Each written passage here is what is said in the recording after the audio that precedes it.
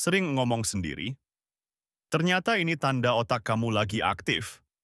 Pernah nggak kamu lagi sendirian, terus tiba-tiba ngomong sendiri?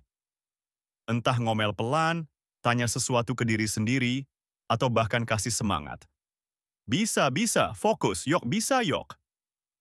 Tenang, kamu nggak aneh, dan nggak gila juga.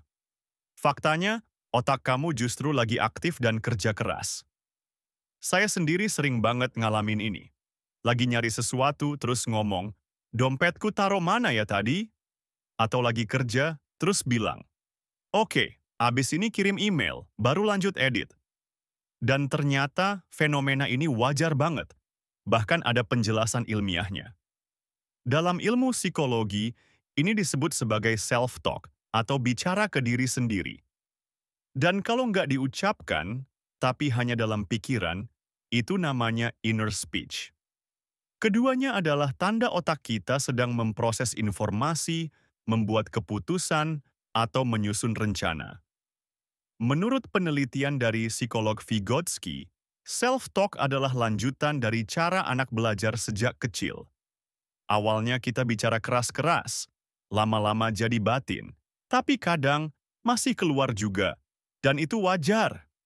Ngomong sendiri ternyata punya banyak fungsi, meningkatkan fokus. Misalnya saat kamu bilang, santai, satu-satu dulu, itu bantu otak menyusun langkah, mengatur emosi. Pas kamu marah terus ngomong, udah, sabar, napas dulu. Itu cara otak nenangin diri, memotivasi diri. Kata-kata seperti, ayo, kamu pasti bisa, itu real. Itu bikin kita lebih semangat. Mengingat sesuatu, misalnya nyebutin daftar belanja, telur, sabun, mie. Itu bantu kerja memori jangka pendek. Dan semua itu terjadi karena otak kamu aktif banget. Jadi bukan aneh, tapi adaptif. Sebuah studi dari University of Michigan menemukan bahwa orang yang sering self-talk dengan nama sendiri justru lebih tenang dalam stres.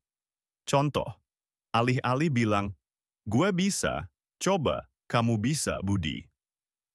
Itu bikin otak merasa seperti menerima saran dari orang lain, padahal dari diri sendiri. Lucu ya? Tapi efeknya nyata.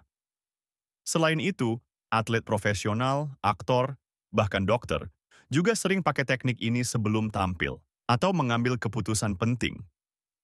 Selama self-talk kamu masih bisa kamu kendalikan, nggak masalah.